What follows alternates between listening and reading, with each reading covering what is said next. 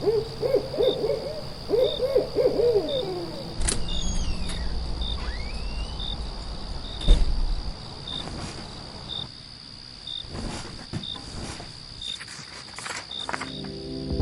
listeners, you're listening to the Midnight Readers podcast. Grab some tea, a midnight snack, and cuddle up in bed as we dive deep into today's most popular fantasies, sci-fi, and mysteries.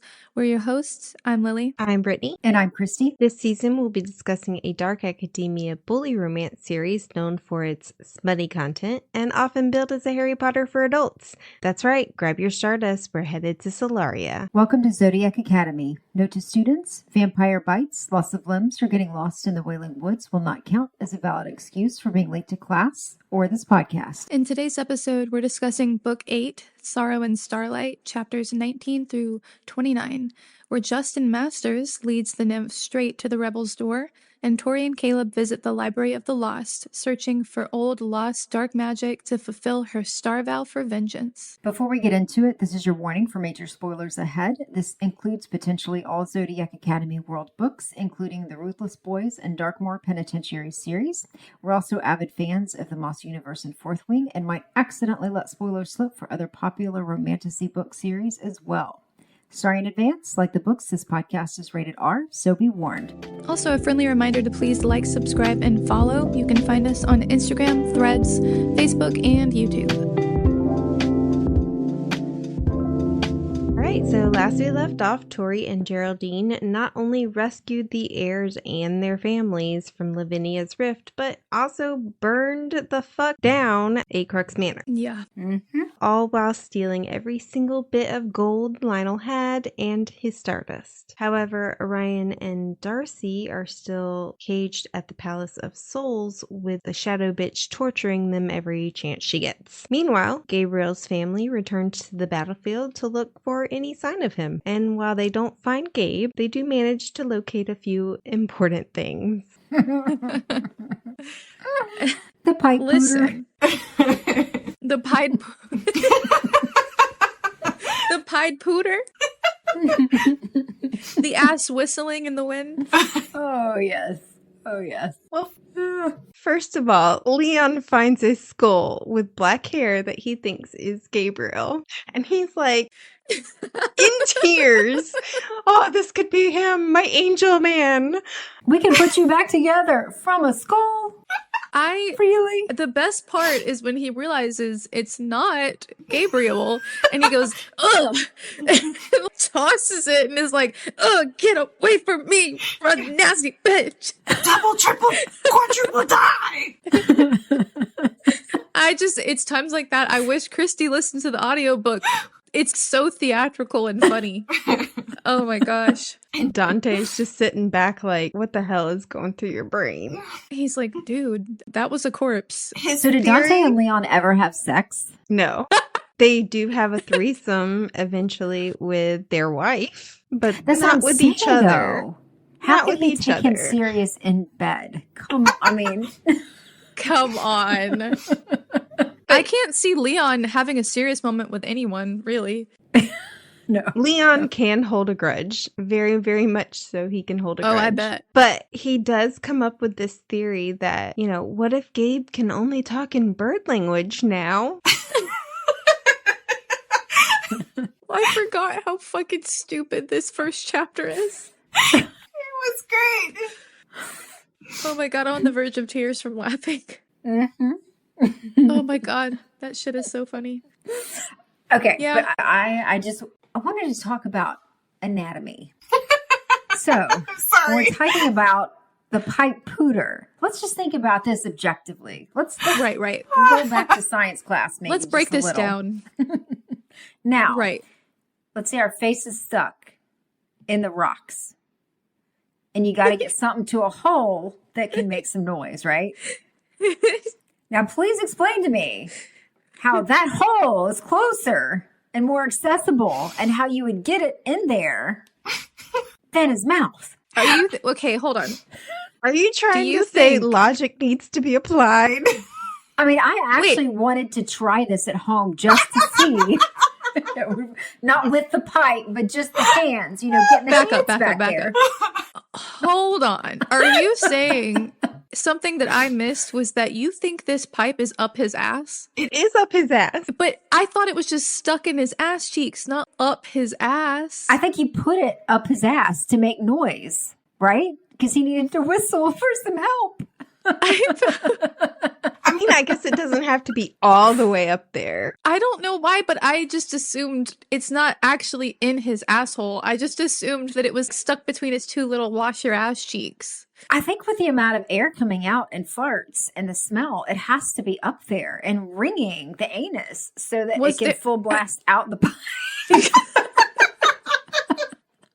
Just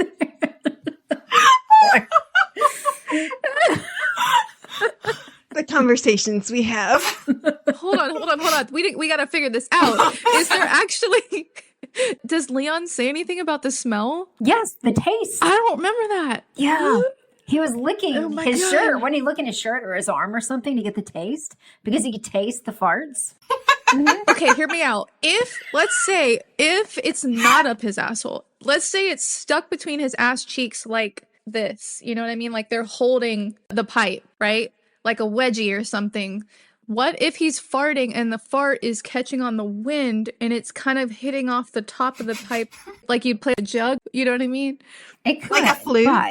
But think how heavy a pipe is. And if it's not fully lodged in there in a secure position, then that pipe at the bit rustle with his ass is going to go boop. I'm going to cry.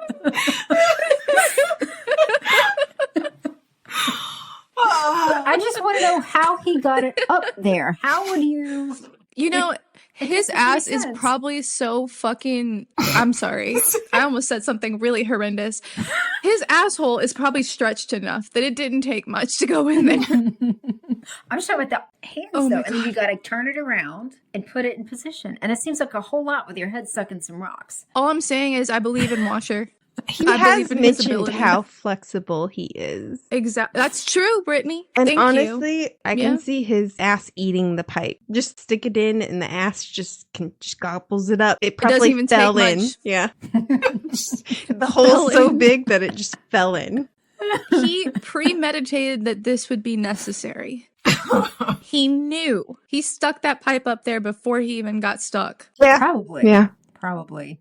Yeah, I feel like that, once again, the authors were high for this scene. 100%. He was probably in the middle of something when the battle happened. In the middle of something. Oh my gosh. He might have been. But yeah, I don't know why. I imagined it was more like in those old cartoons. There's a little white flag that comes up and it's like in the air. I imagine like that, but with his butt sticking out of the air. Instead of a hand holding it, it was like his butt was sticking up and the pipe was sticking up out of the butt. You know what I mean? It sounded like from the book, if I was reading it correctly, that he was literally using it to kind of whistle, to use it to signal. Yeah, right. Yeah, that's the way I took it. No, I just, you know what? It was my fault for not reading into this seriously. And I thank you for bringing such academic...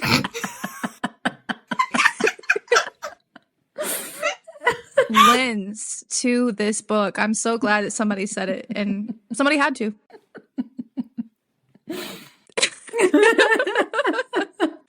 Oh my gosh. Well, how do we move on from there, Christy? I mean, poor Leon, what does a fart taste like?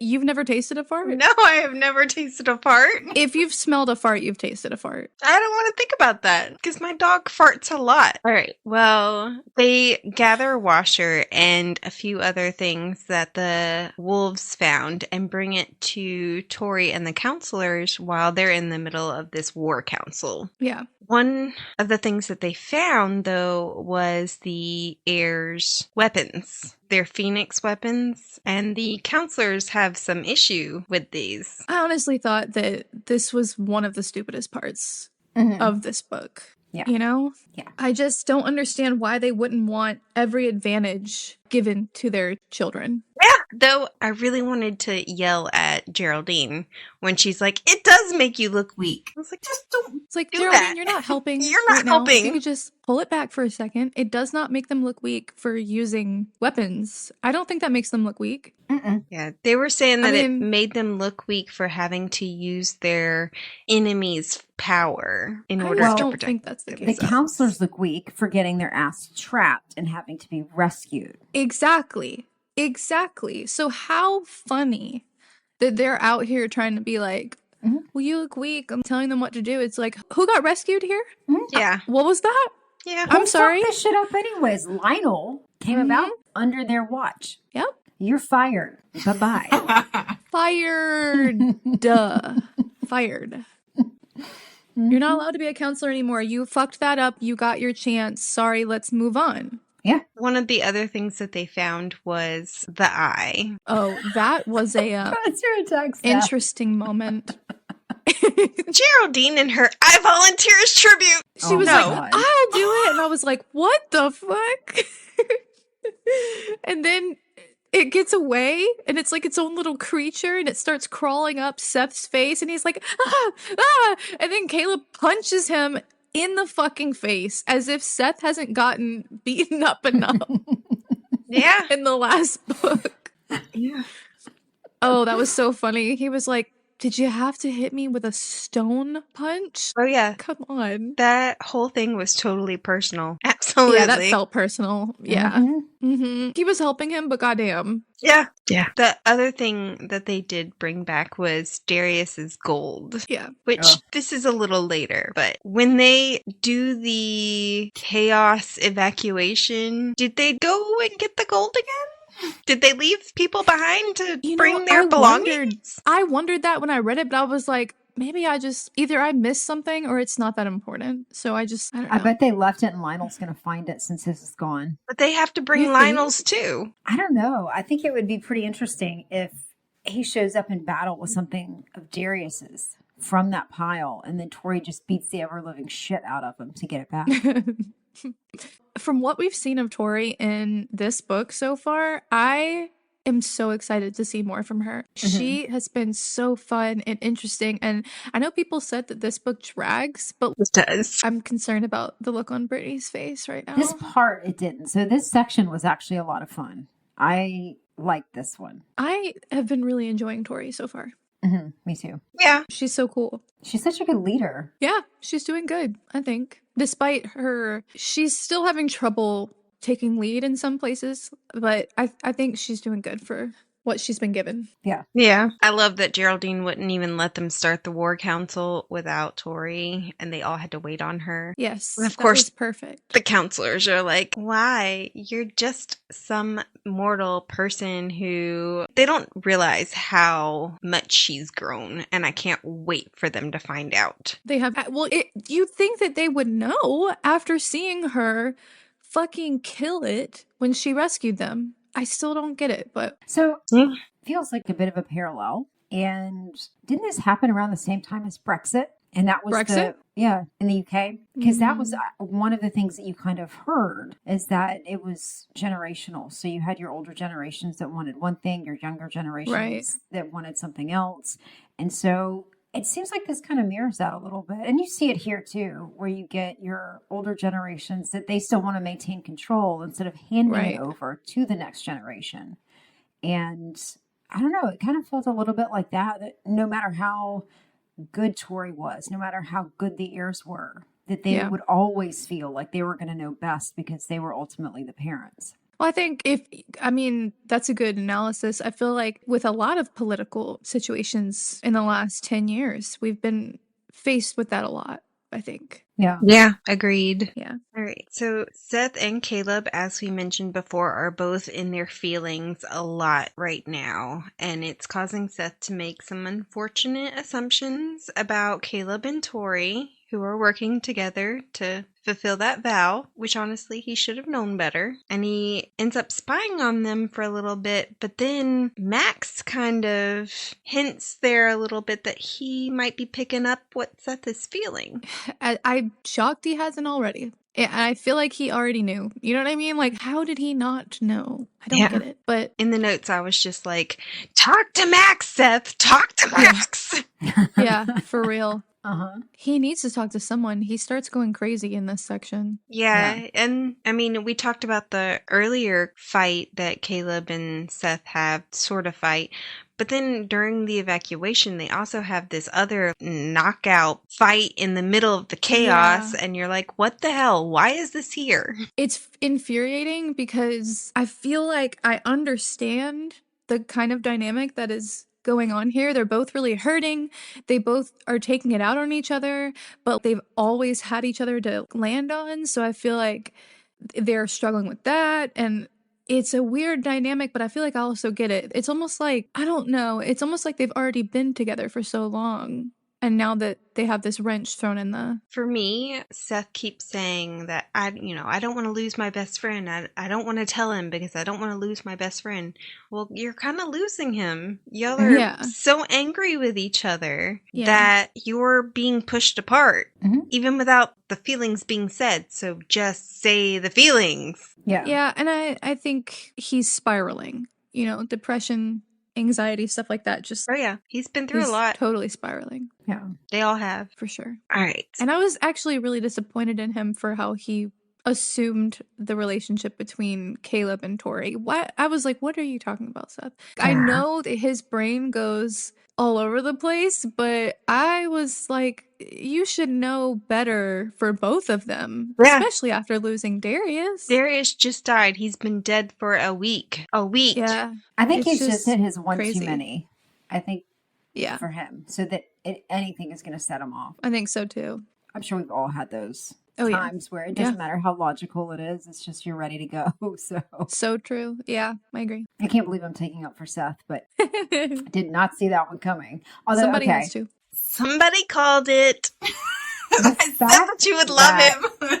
Seth notices at the beginning that they fucking left Justin circling his way around. Cracked me up. Oh my God. I know. I know. Tori's like, I might be an asshole.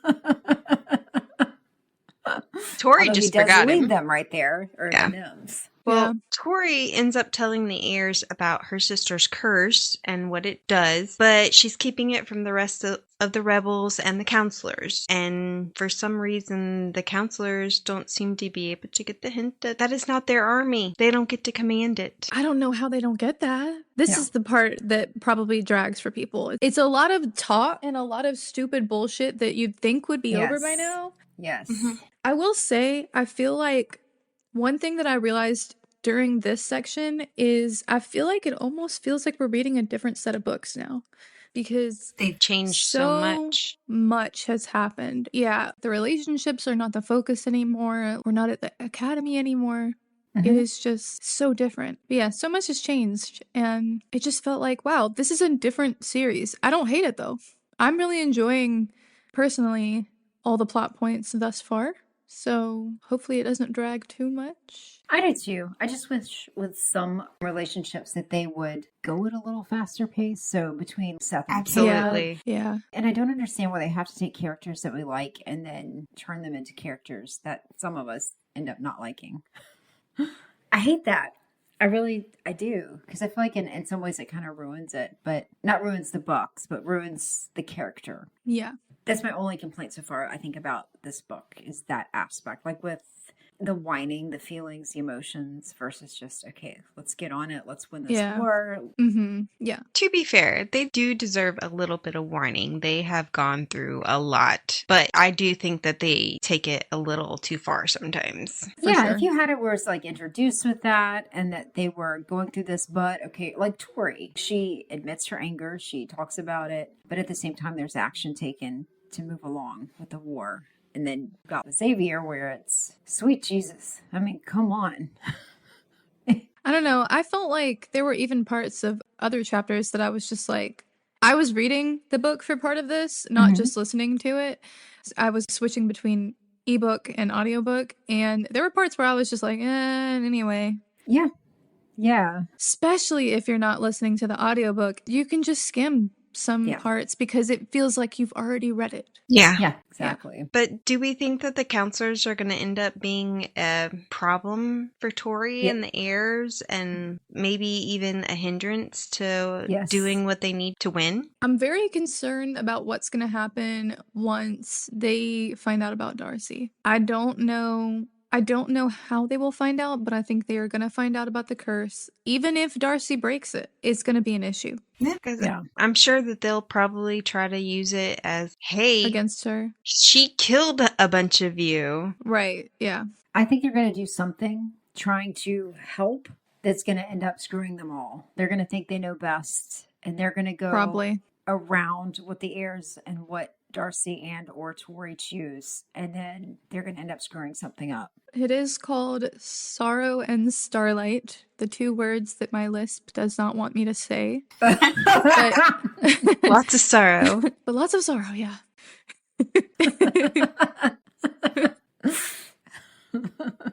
So Justin Masters has literally been floating in the sky for a week, and he's up there contemplating how Geraldine will probably write ballads of his heroic journey in which he is literally leading the enemy to the rebels' door. And you're like... I wish you guys could have seen the look on my face listening to the narrator Nummy? say nummy pouch. Nummy pouch. He's evil. Nasty. He's He's evil. the simple answer. He's evil. So you think he led them there That's on enough. purpose? I don't know if that's what the I authors mean- intended, but I think he's evil. Yeah, I think he's, I don't know. I'll give him the benefit of the doubt and say he's just stupid, but I really don't know. I don't know what's going on with this character. My thing with him is it doesn't make sense. If they try to make him good now, I think it will be a huge issue because he sounds I don't think all crazy sorts of ass person now. But if you remember from the beginning, he couldn't even tell them apart, even though it should have been very easy. One had fucking blue hair, and he could not keep their preferences straight. You're right. You're right. So, I mean- What do you think he is? Do you think he's a normal fae or? I mean, he could just be an idiot. I think he's just a twat. Yeah. Yeah, I'm just saying there could still be a traitor. Even if There they could make still him be a good, traitor. I will consider him evil. I'm waiting. I need to know what Captain Cloud Cruiser is gonna fucking have in store. But think about it. He's been up In there his nummy for a pouch. week. What was he eating? Where was he going to the bathroom? He was photosynthesizing because he's a fucking caterpillar. Mhm. They don't photosynthesize. And he but wasn't really go with me floating. on this. Yeah, wasn't he like he had a parachute out in the back of him and he was being pulled along, right? Well, Tory made him a leaf parachute. Right. Yeah, he had a parachute. So if he is going in a line, it means it's pulling him so he's being pulled backwards, right? Ow. I don't know. Again, with the Logistics. academic level of I just don't know how to picture it. But seriously, how was he going to the bathroom? Just pooping on people's heads? On the nymphs' heads? Just Landed has- on a griffin. Do you think that's what the nummy pouch is? But I thought the nummy pouch was just his, like... I think that's the entrance and that's the exit. Ew. He just had the leaves in there, right? The wolfsbane for his power. So what was he eating other than that? Can you live on wolfsbane for a week, even though it's a poison? Probably. I mean, maybe. I don't know. I think you can live without food for longer than you can live without water, right? I Yeah. think it's just 3 days, though. For food? I could be wrong. Yeah, I could be wrong. No, There's no way. it's 'cause- water that you can't live for a while without. Oh. Yeah. Food, you can go a little while, like a week or two, I think. We should look this up. How long can you go without food? You can survive without food for up to 2 months, but the duration depends on many factors. Wow. How much? It says fat you have? between 8 and 21 days, depending on the health and other factors. How long can you go without water? I think it's So- just a few days. 3 days. I would be dead in like 3 days. if it depends on health and stuff. They says the lowest was 8, Brittany. Well, you also have to remember that if I don't All have you eat food, and drink is Dr. Pepper? well, if I don't have food, then my blood sugar is gonna either drop or rise, Right. depending, and then I'll end up in a coma and fall out of the parachute. Oh, no. And the nymphs will get me. I guess you're right, but I don't like to think about that possibility. Yeah. What I think he's completely delulu about the ballads that will be composed about him. 100%, because if I'm sure from the ground, this whole situation looks even crazier. I'm pretty sure he's going to get some ballads, but not like he's thinking after he fucking leads them to the doorstep. Not to mention, people just died and you want ballads written about you because you survived floating in the air for a week? Yeah, what an ass. I'm telling you, narcissistic. Unintended? Yes. Mama's boy. Yeah. Yeah. Absolutely. Fucking nuts. All right. Uh, So they do. and what is with him and bugs? Yeah. I'm sorry. Though I think it's maybe the same thing about Geraldine and Fish. Yeah. But we like weirdos. Jerry. Yeah, I like the fish. So they do end up fighting off the nymphs, most of them at least. And we find that Miguel is part of this group. And he wants revenge for his son that he didn't even really get to know. Yeah, Miguel is back. Although, when he was trying to convince them that he was good again, all I could think about was him forcing Diego to kill that little girl. Well, that was Alejandro. Yeah. Oh, it was him. Mm-hmm. That makes more sense. Because in my mind, I was like, didn't he make Diego take someone's power? Wasn't that him? No, it was Alejandro. That makes a lot more sense. Yeah. Miguel was just a zombie. Poor guy. Yeah. He's got a sad story. Yeah, he does. Although, when they decide to leave, did either of y'all pick up what happens to Miguel? Did they just leave him there? That's a good ass question. I don't know. I don't know. The silence. He's like, you're right. Yeah, he comes to them and is like, I want revenge for my son. And they leave him there. Now what's he gonna do? Yeah, now what, buddy? Is he not a part of the ass club? Miguel, wherever you are, I wish you the best, man. I don't know where he is, but damn, the authors really just, sometimes I wonder about them.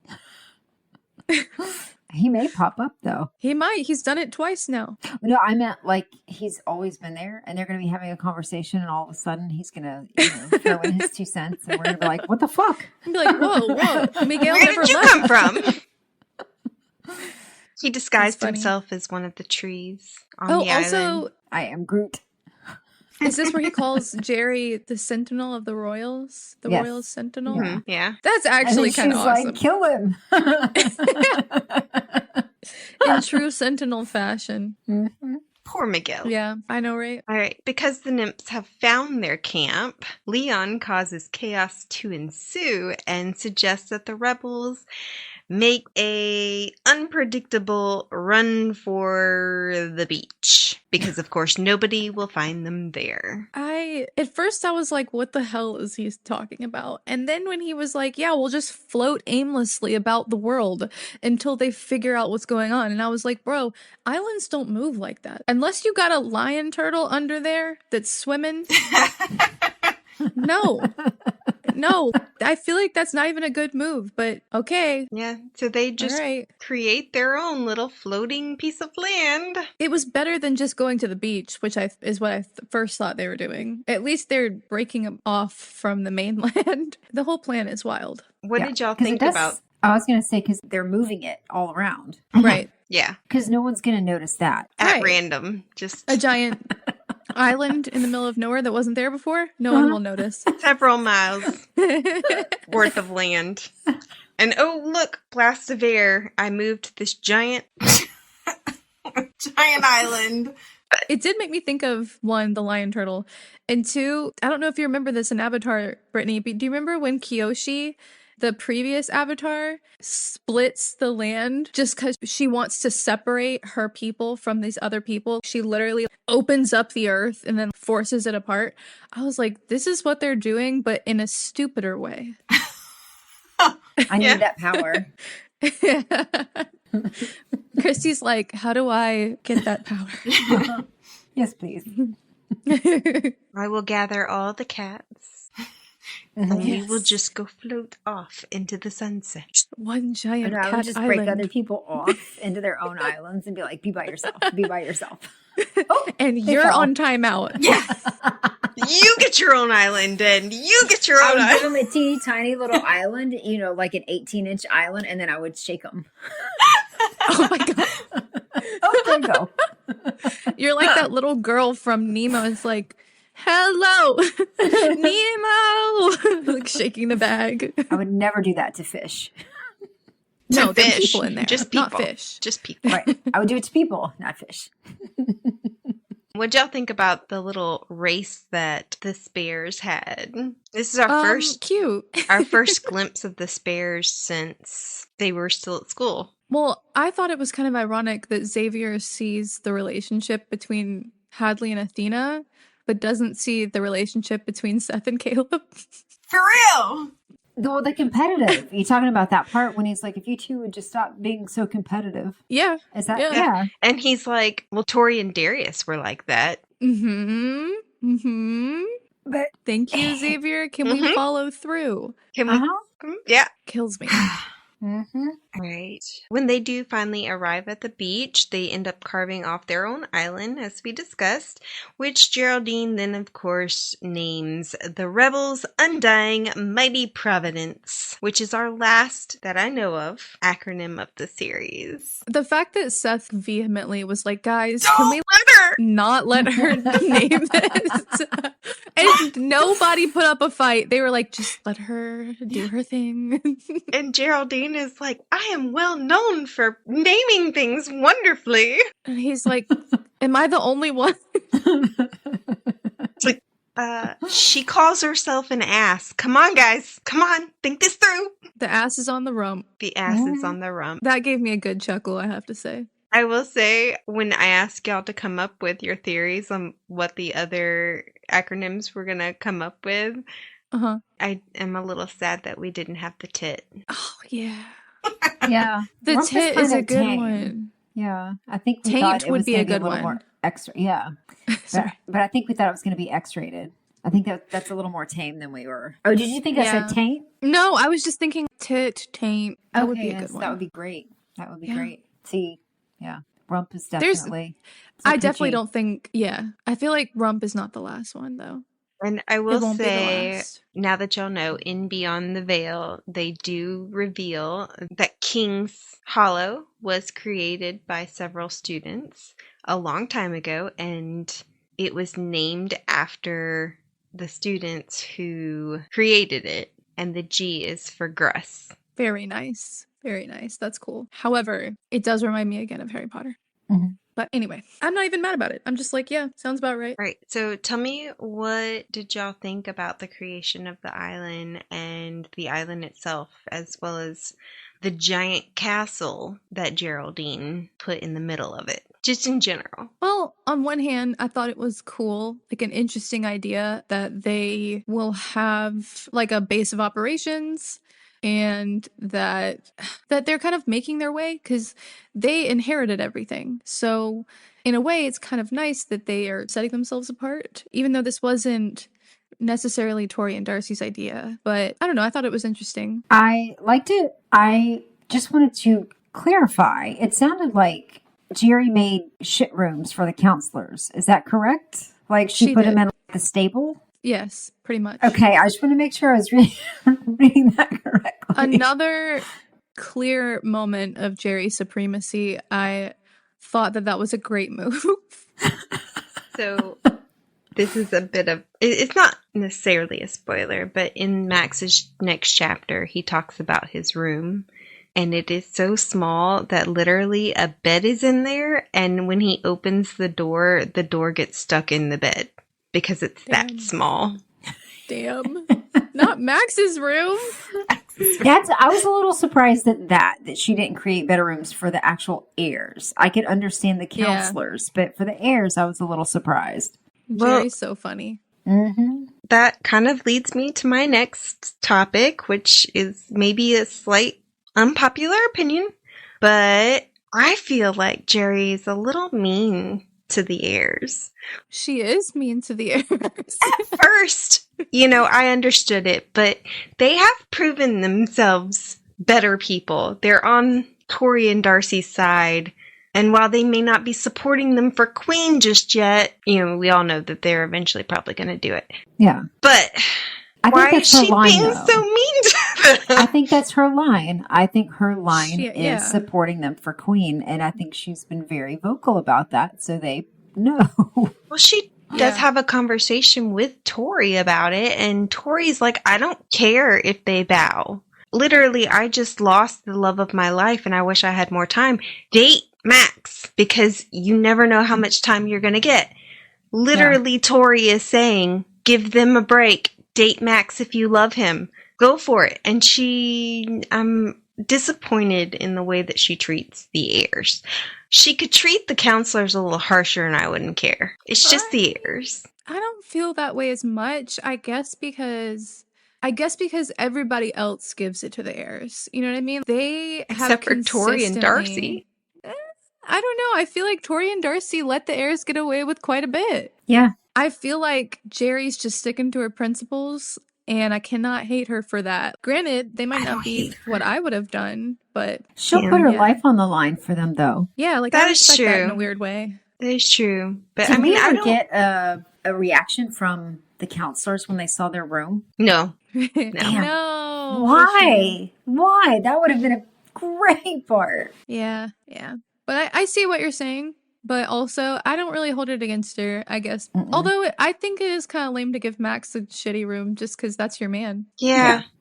That's pretty lame. That, and she tends to use Max as a servant. Mm-hmm. Yeah. Max literally helped her sad. make that castle, and she gives him a shitty room. Yeah, that's pretty lame.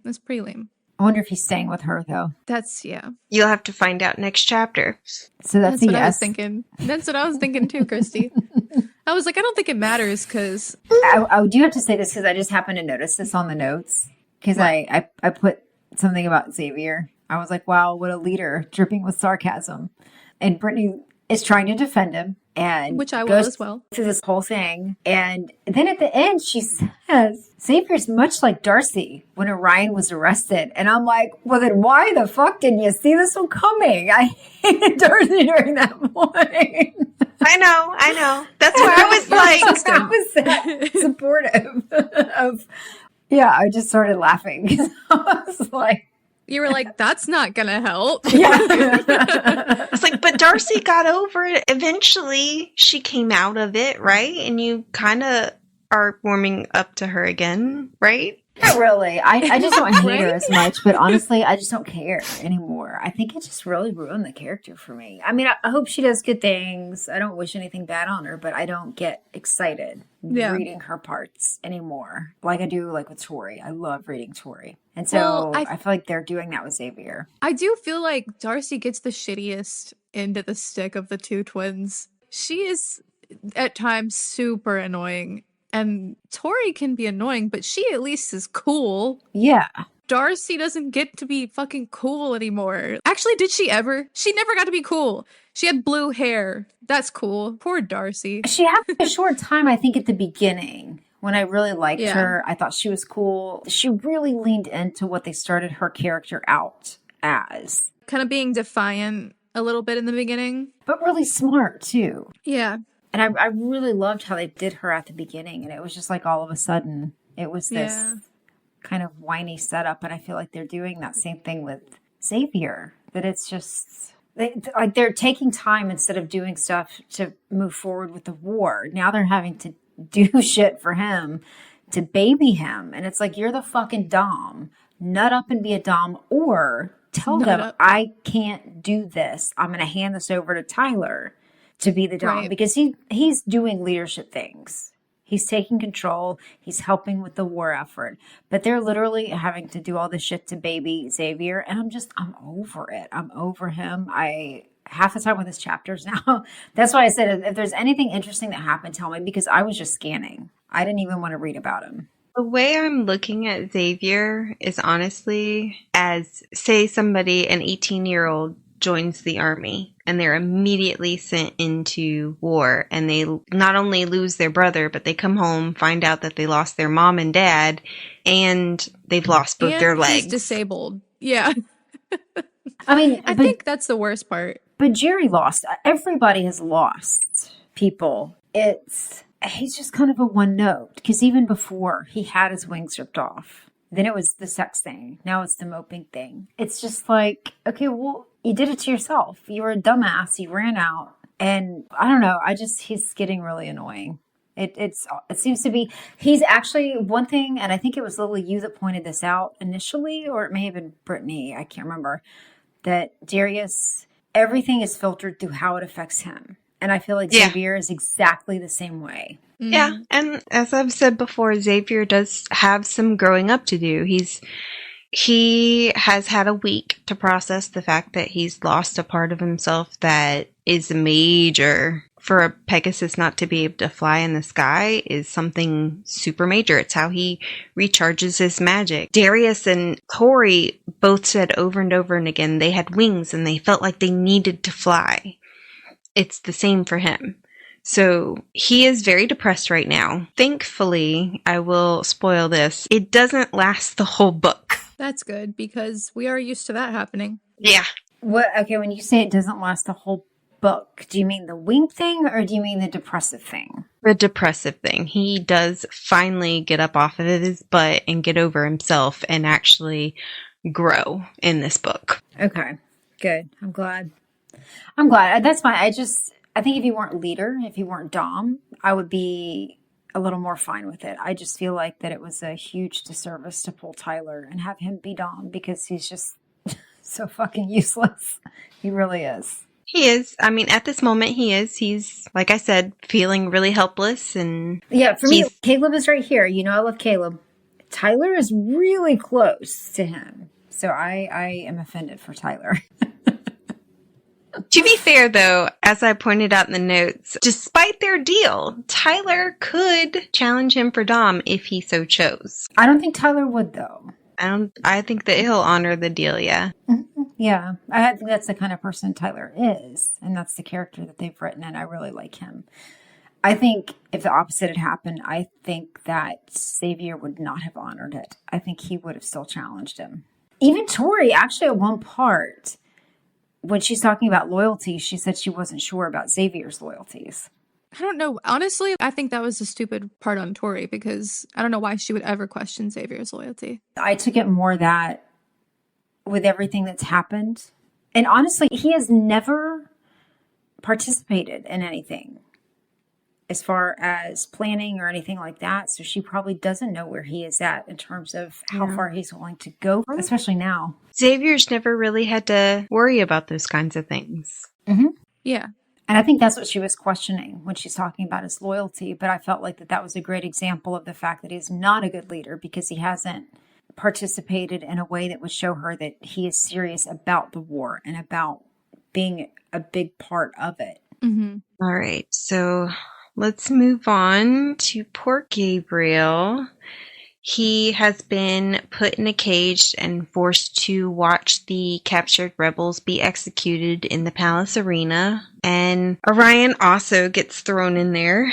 And Gabriel has this unfortunate vision that is kind of seen, it's presented to us as the truth at the beginning. Yeah. But is it bad that I felt like this was my least favorite chapter? I don't know. It could have been because it was mostly Lionel, but maybe I'm not really that interested in Gabriel as a character. I love Gabriel. What? Yeah, I love Gabriel. He can be fun when he's interacting with other characters, but when it's just Gabriel, he's kind of boring. To be fair, the only times we've gotten to see his point of view is being tortured. Yeah, but I don't know. I guess maybe in the other series he would be more interesting. He's a little whiny Yeah, in there's that not a lot of series. action. Yeah, I think that's what it is. There's not a lot of action, and it's just the emotion. Not helping. Yeah. Yeah, I don't. Although, As much Go as ahead. I love Gabriel in Zodiac, I was disappointed as hell in him in Ruthless Boys. Yeah, I don't know. It was kind of boring to me. I know his role is important, but I was like, move on. I get it. yeah. And I don't know if you saw that in there. The ebook Uh-huh. repeats. Like the entire section starts over where Lionel So it's comes funny in. that you say that. Yeah, Oh yeah, no, the that was the audiobook does vision. that. Really? That was the Yeah. vision. Yeah, and that's when I realized. I was like, oh, okay, that was a vision. Like I didn't realize it at first either. They don't make it that clear, and I think that might be on purpose. Is he doesn't realize it's a vision at first, probably. It's supposed to be kind of like, the dream, and then you woke up. Right. Oh, so where Lionel comes in and the exact verbiage, it's supposed. Oh, I thought they just fucked Yeah. up and put it like twice. I was like, wait a minute, I just read this. Oops. Okay. Well, I missed that. There are a couple points in this section of the audiobook where it repeats. Did you have that, Brittany? I don't remember. There honestly. would be a part where the narrator would be like, Lionel entered the room, and then it would pause, and then it would go, Lionel entered the room. And Yes. it's like sometimes somebody edited that wrong. Sometimes my audio does that regardless of what book I'm listening to. I don't know why. So, I that's think it's a weird. glitch with the app. I don't know. Yeah, it was kind of like that, but it was whole sections. Well, in Gabriel's chapter, it is supposed to be duplicate, but I'm Okay. saying in other chapters, there were little snippets where the narrator repeated himself, and I was like, oh, that must have been an error in editing.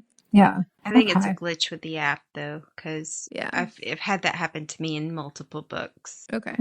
Okay. But we do learn that Gabriel did manage to safeguard one particular vision and give it to Orion that might help Orion and Darcy in the future. Any thoughts I don't on... understand how, though. I don't know. I think How? it's like when Darcy was like, I got a Cyclops interrogated me, but I managed to give them something to distract them from something else. Yeah. I'm guessing it's that, but they don't really go into explaining it except for making a pocket in their brain, Yeah. which That's true. I forgot Darcy did that. So at least there's precedence. Yeah. how you make a pocket in your brain. I don't know. Oop, too far. Yeah. And then Any thoughts sorry. on how this vision is going to help them or what it might be of? what I'm hoping is going to happen is Orion and Darcy are going to find a way to escape. Well, Orion can't escape. Can Or he? he'll die. Okay, they're going to find a way to temporarily escape and come back for whatever need that they have. But now my idea is completely messed up. But not necessarily, because in the Library of the Lost, didn't Tory find something that basically said the stars are not definite, like they can't truly control your destiny? So if that's the case, Sort of, yeah.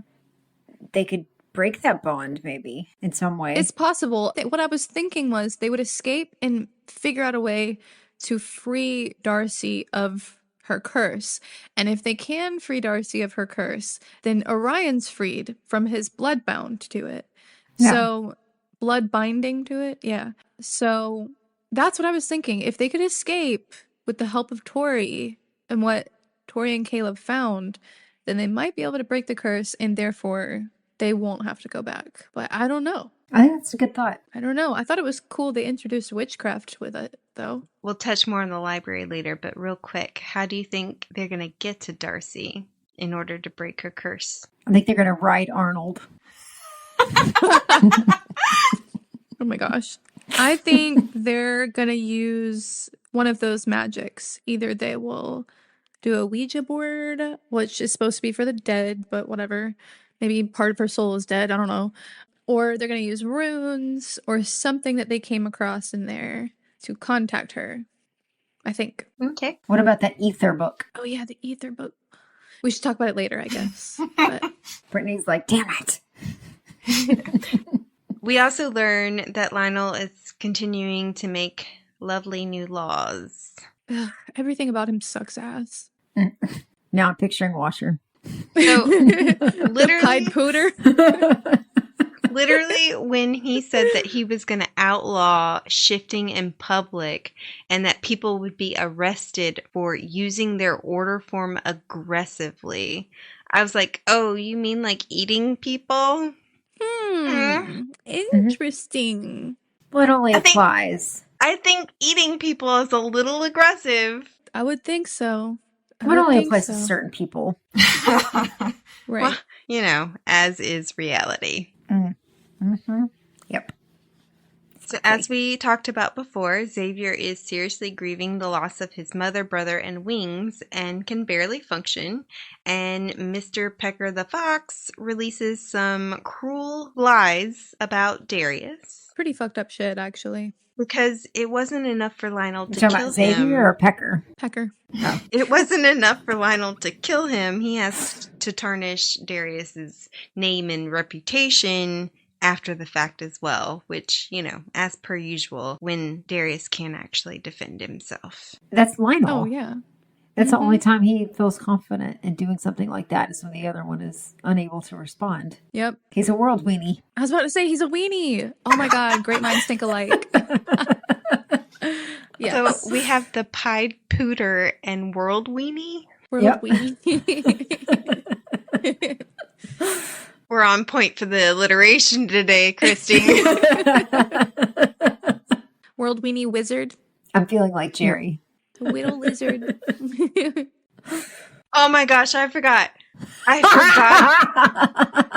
Well, We didn't talk about the fact that Tory designated Washer as part of her court. I was like, Washer?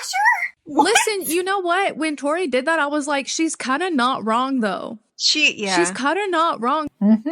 As crazy of a character as he is, I was like, he has been nothing but loyal. I Yeah. know that's crazy, but yeah. And he's put his little cheeks on the line time and time again. Stood up to teeny Lionel. weeny cheeks. Cheeks to the wind.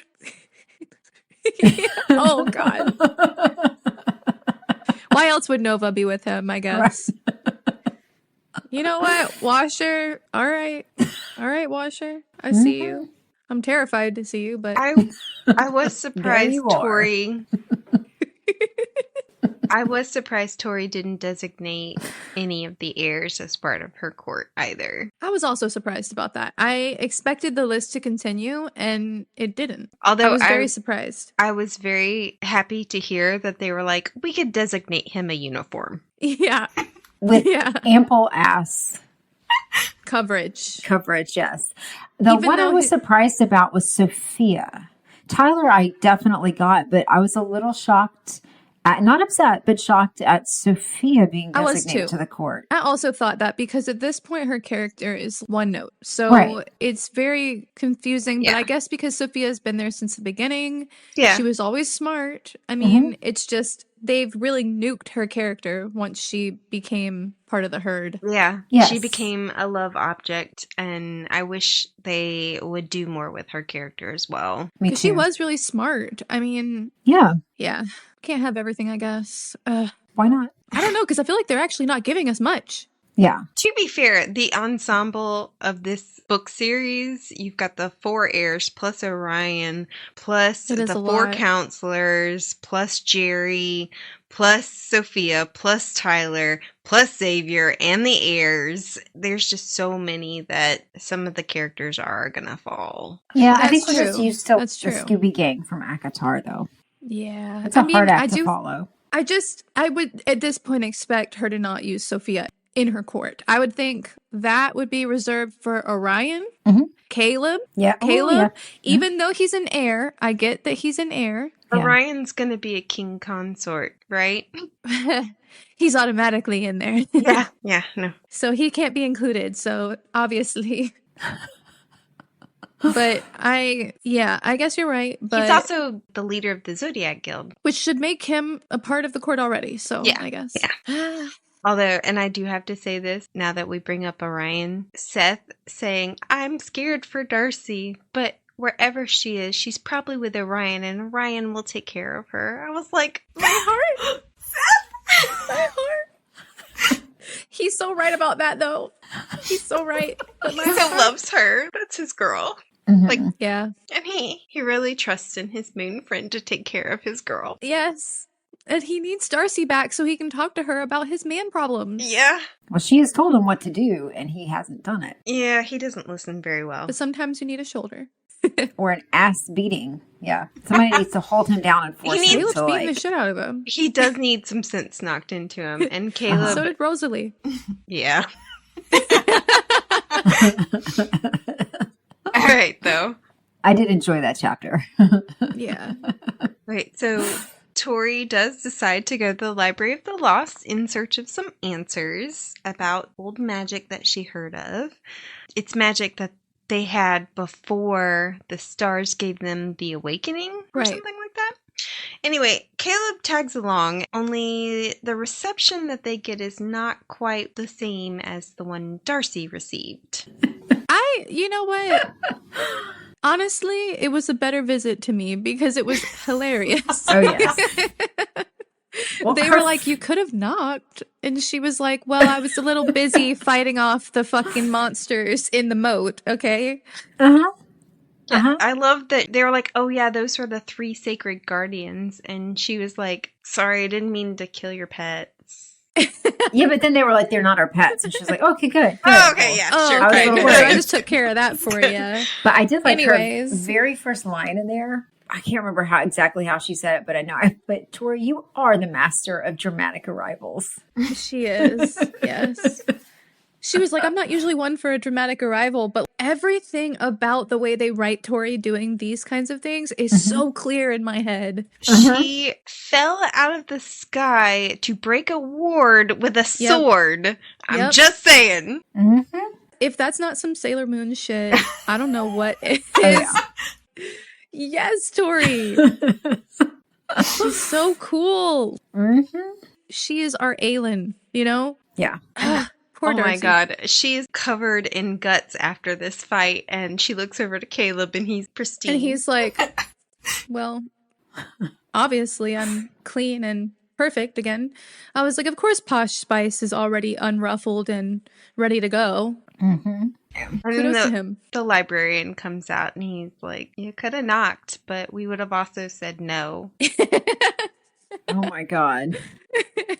I gotta She's say, like- the Oh, go librarians ahead. in this series are not great. Representative. Yeah, they No. make us. There are 2 archetypes for librarians: over-sexualized and complete crotchety idiots, or crotchety assholes, I should say. And I hate that. They're Yeah, like we get librarians two are awesome. crotchety assholes. Yeah. Okay.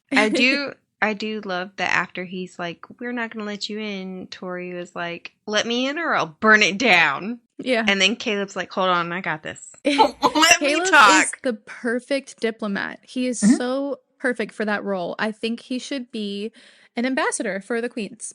Yes. And not a counselor. If he doesn't I mean, die, I think he can will do be. both. He's What- not gonna die. He's just too Don't perfect. manifest it. Do not manifest it. He will destroy everyone around him. For example, if Xavier dies, they'll be sad, but they'll move on. If Caleb dies, he will wreck the whole world. No one will be able to move on. Yeah, it's not gonna happen. I don't think that's gonna happen because he hasn't mated with Seth yet, and so we're still waiting on that. But he's too perfect. They're going to get together and then he's going to die, or he's going to start dying and then Seth's going to tell him, and he's going to tell him how much he loves him and always loved him and always will, and he watch over him from the stars, and then no. he's going to die and he's never going to come back. So, so I'm Chrissy's having sensing a a little crisis. Leon moment here. It's a little Leon moment here, where Yes, you're this like is going her. down a rabbit hole. you're Gabe. Oh my God, Gabe! Gabe! Oh my God, Gabe! My angel man. Oh my gosh.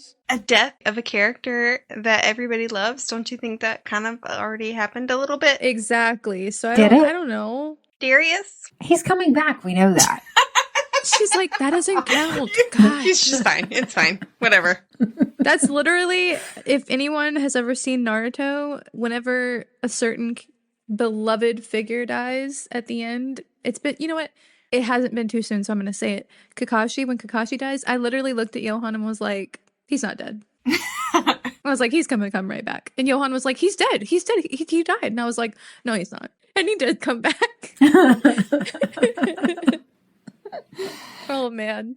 That's how we feel about Darius. It's like, that doesn't count because it's not a real death because he's coming right back and we know it. Right. We know it. Yeah. So it's just a pause. It's a pause on life. Truly. So Arnold, the bastard That he motherfucker. is, leads them through the labyrinth to where the oldest books are kept. And of course, they manage to find something they're not supposed to have. Of course. Did you notice, Because what else were they though, going for? that because she specifically asked him if people were lost down there or prisoners, and he never answered. Yeah, that's because there are. Well, I'm sure he left them. Mm-hmm. He's like, I'll stand here until you get back or until it's clear that you're not coming back. Yeah. An hour later, he's gone. I'm betting that motherfucker dipped out as soon as they went in there. Didn't even wait. Yeah. Mm-mm. He's like, He was gone. this is for killing my bitches. He just didn't like them. They made an immediate judgment, and he was an asshole. Mm-hmm. And he was an asshole to Orion too. Yeah. Yeah, I don't remember him being very polite. Well, he kept talking about the shaming thing. Yeah. Actually, yeah, because he refused to talk to Orion, didn't he? He would talk to Darcy and be Yeah. like a child. Okay, tell Orion I said this. Yeah. Absolutely stupid. Mm-hmm. Yeah. What was it that you said in the text messages that he'll come back and get his or something like that? Oh, I think at some point they're gonna. I think he's gonna get payback somehow, some way. They Arnold kept will be naming back. Arnold too much. Yeah, we know Arnold's name. I feel like somewhere. We didn't mention that the fucking librarian had dick rot. Oh, yeah. The historian. Yeah, oh, yeah. Excuse me. Yeah. The guy that was The supposed to chronicler. chronicle history as it happens. And when Tory is like, take a picture, it'll last longer. He's like, okay. Click. Yeah. But yeah, apparently he missed Darcy's visit because of dick rot. Which I don't even want to know. I I don't even either. want to know. I don't, yeah. I'm good. Yeah. But they find some interesting things. They find the book. And, well, there's also that gem that she finds in the wall or in a book Yeah. or something like that. Mhm. And she looks through it and sees all these images. And Mhm. Caleb sees them too. She finds a realm walker. A realm walker. Yeah. Yeah, which I was like, that's interesting. Mhm. Yeah. Guy went beyond the veil to visit his family. And she said it looked like it took everything that guy had in him to do it too. Right. And they're not sure if he got back. Yeah. Yeah. Although I did have to laugh because when they were talking about the lost power and how major it was or whatever, I was being a smart ass. I think I put in the other notes that I was like, how cool would it be if the lost power was a deadly ass pincher or something like really obnoxious? And then a few lines later, I was dying because it says something about the prophecy where it says, and all shall beyond the one-eyed demon of fate. The one-eyed demon winking at him. Apparently it was more funny to me. I was laughing at the time. Your brain is stuck on buttholes today. I don't know what that says about you, Christy, but When I hear one-eyed monster, butthole is not the unmentionable part that comes to mind. same, Brittany. What are you talking about? One-eyed monster to me sounds like a dick. Yeah. Oh, okay. That would make sense too. Yeah. Was it that she puts down and then she realizes she's holding something that's made of human skin or something? Oh, yeah. Ugh. I was like, Ed Bean ass motherfuckers, that's so gross. And she's like, how do you know this is a dead phase skin? He's like, oh, it says it on that plaque over there. I love that he said he was 90% sure, but he was 100% sure. 100% sure. Really, Caleb? Really? They're so fun together, honestly. Yeah. And I think this is where they talk about the stars being not the masters of fate, right? Yes. Yeah. Mm-hmm. I will say I see Caleb and Tory together the way I like Darcy and Seth together. Me too. Yeah.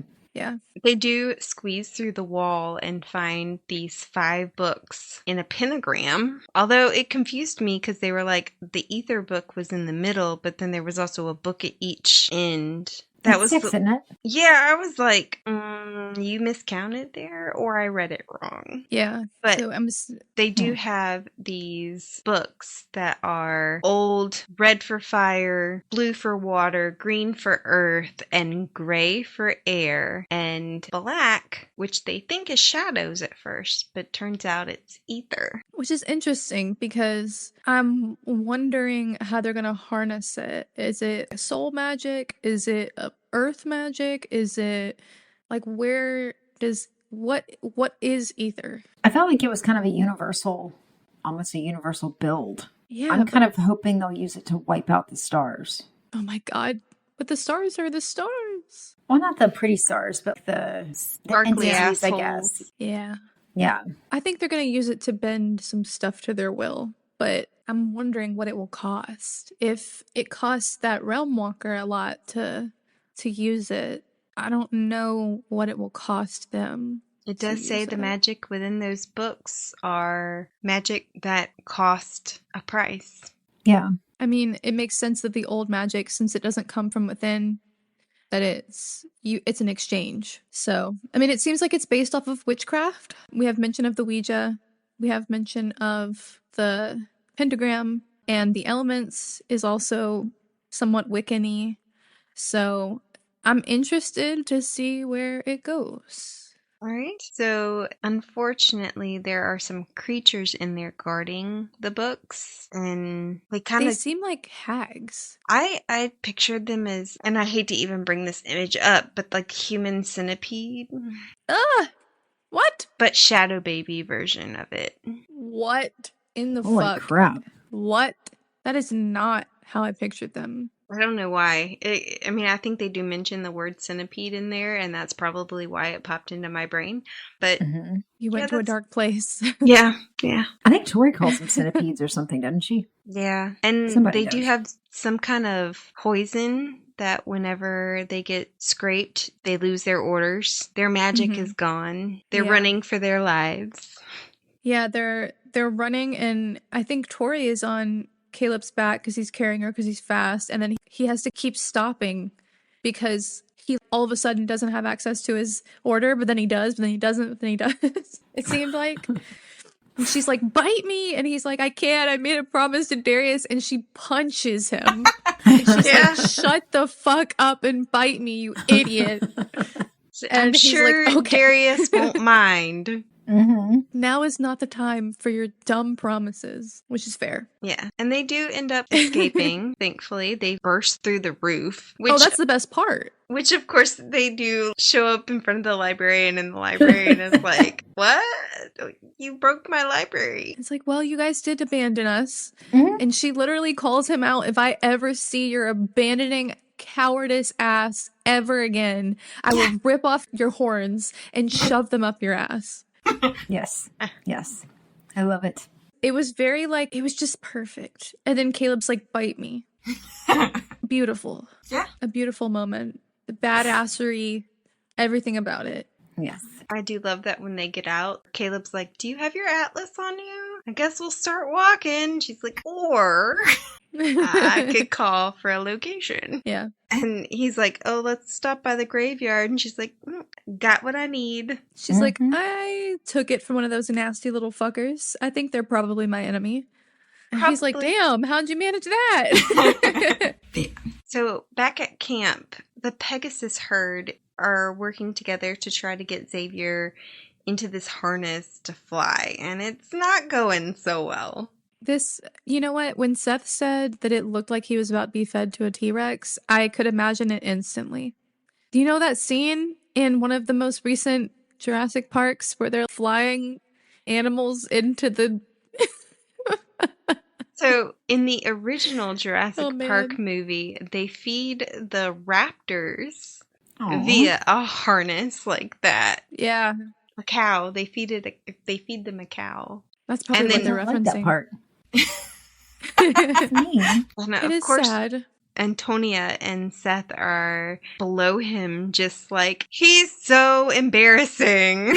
Well, to be fair, Seth was like, poor guy, and Antonia was like, ugh, this is embarrassing for everyone. You know what I mean? Her attitude about it was like, ugh.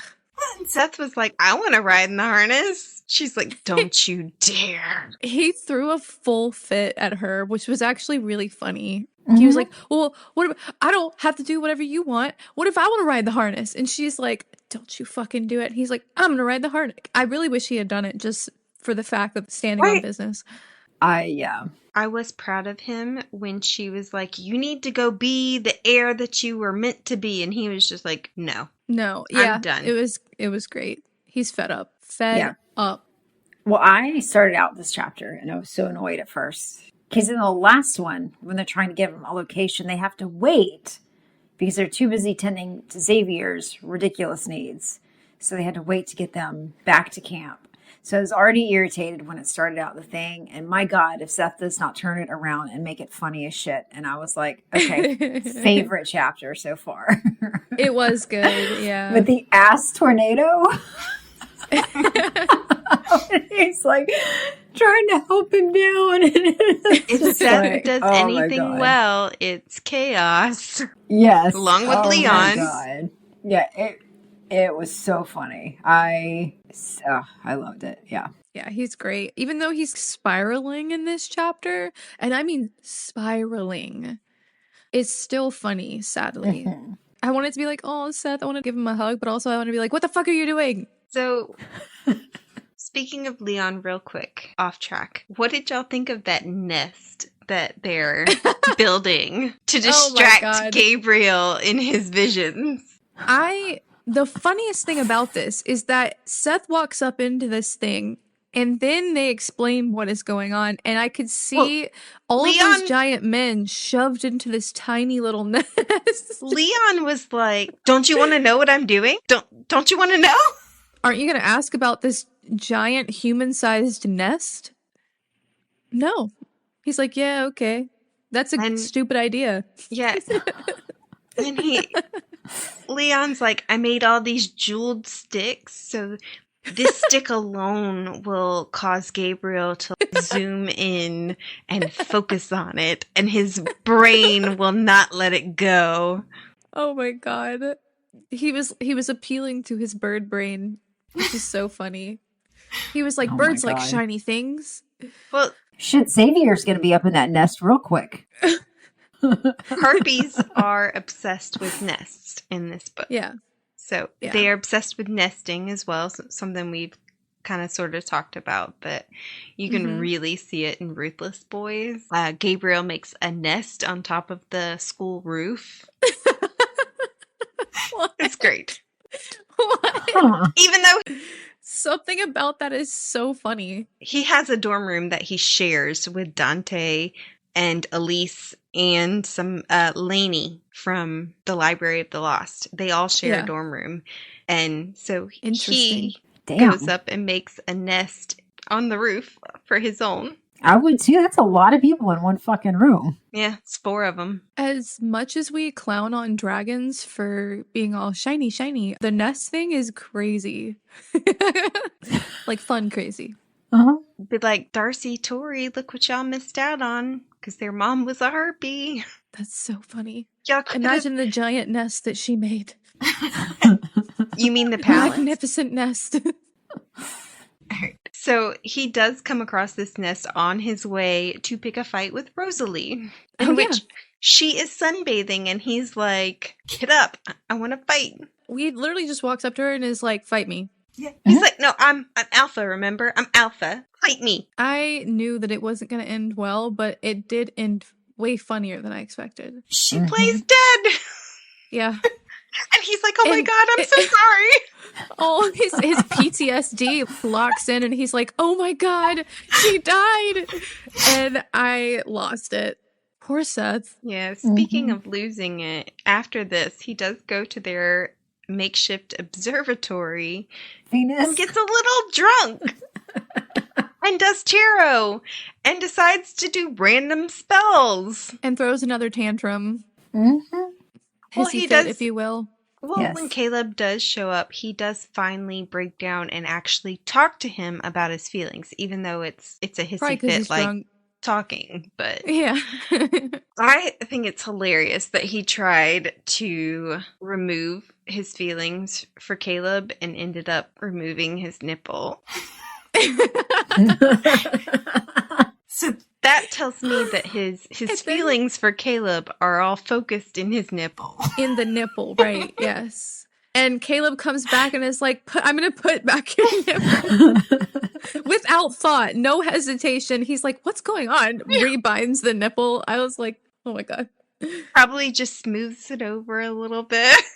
It's all going to be okay. But what's really beautiful at the end of this chapter is that Caleb is so caring and attentive and makes sweet. him a tree And house. perfect. Yeah. He really is the sweetest ever. And And he's like, what do you need right now? What does your order need right now? Yeah, he's like, you let me do whatever I need for my order. You need to do what you need for yours. And Seth has been neglecting his order needs. Mm-hmm. He has. Yeah. And even though he kind of angered me with the stuff that he's been saying to Caleb, even in this chapter, he says some hurtful stuff. But I'm more pissed at the authors for writing this into the books. But I just love them together. Mm-hmm. He does get mad at him about the bite that Caleb gave Tory. He should be more understanding. And then he also does a tarot reading in which the cards literally come out and they're like, y'all are meant to be. But the way that Seth interprets it is he's lying about his affair with Tory. And I'm like, no, he's lying about his love for you, dumbass. Which, to be fair, that is how tarot works. It's all in how you interpret it. Yeah. It's just you might interpret it wrong, which is so funny. But literally when he does the pull for Caleb, he pulls the lovers again. He pulls the wheel of fortune. I'm like, oh my God, it can't be any clearer. Yeah. These boys, they're going to be the end of me. Yeah. Yeah. Well, any hopes for the next section? Thoughts? I actually had a question. Do you know who Brown Cow is? It's got to be Milton. That's what I was thinking. Or Bernice. Maybe Bernice. I think probably Milton, since he's kind of the Neville character to me.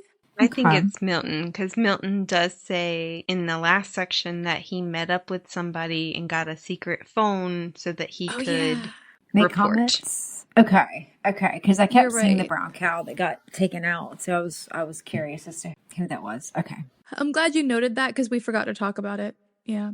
Yeah, I was curious if we even knew, but yeah. Okay, so you don't know for sure. I'm pretty sure it's Milton. I'm just, Okay. it's been a while since I've read this one. Oh, okay. Yeah. Okay. Well, no. As far as gosh, I hope it stays where it's still funny for the next few. I know. I'm worried. She made a face while I said everything was going well with Tory, and I'm very concerned. Ugh. Yeah. At least some of the chapters. Yeah. Nope. Damn. Okay. Pain. I don't know. Don't trust her. Don't trust her. Cousin.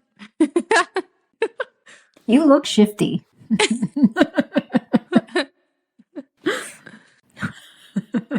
So we can't trust her. Ugh. All right, Lillian, for you? I don't know. I really want more scenes with Tory, but more than anything, I really want Darcy's curse to be lifted. And I want things with that to move along. So we'll see what happens, but that's what I really want to see, but I don't think it's going to happen in the next section. I think it's going to maybe happen towards the end of the book. I'm not sure. Yeah. So, shall we end it here? Yep. All right. Well, we hope that you've enjoyed the show. Next episode, we're going to be discussing Book 8, Sorrow and Starlight, chapters 30 through 38. New episodes drop every week. Please remember to like, subscribe, and follow us on social media. That like and follow are super important for us to continue to bring you new episodes each week. So please, please, please do so. Thank you for listening to the Midnight Readers podcast. We'll see you next week. Happy reading, listeners. Don't stay up too late.